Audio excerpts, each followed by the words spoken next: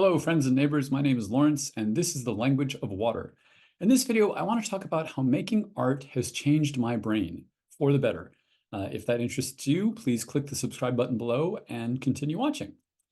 Watercolor art specifically has changed my brain for the better. It's altered my brain chemistry. This is how.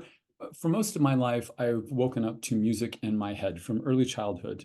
Usually, but not always, a song or an instrumental piece that I liked, sometimes a song that I hated, but every single day, music in my head.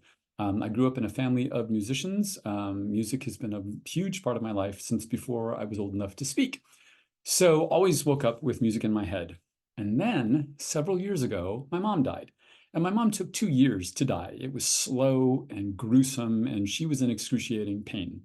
Her body acclimated to the morphine and other painkillers that they were helping her with, and any larger dose would kill her, so she just had to suffer through the agony. It was a terrible way to die, and it took 2 years.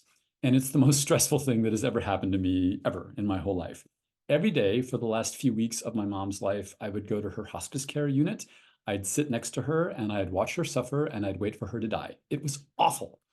So a couple of days after she actually passed, I realized that number one, I had woken up without music in my head, and two, it had been several days that I had been waking up without any music in my head.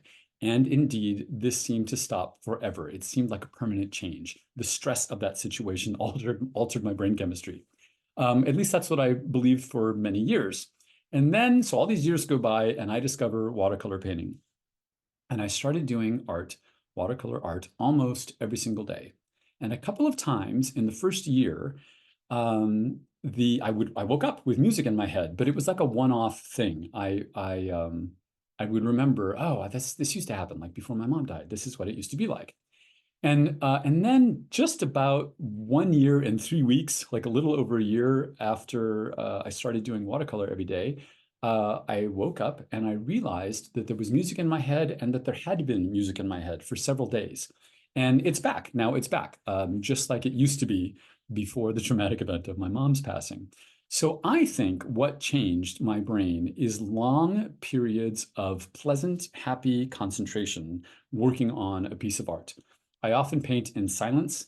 Sometimes I'll listen to an audiobook. I never listen to music because that's too distracting. When I paint to an audiobook, I'm aware of the passage of time because of the story that's being told. When I paint in silence, 2 or 3 hours can go by, and I'm surprised by how much time has passed. I think the longest I've ever gone is 4.5 hours, where I was painting and I looked at the time and I thought, that cannot be right.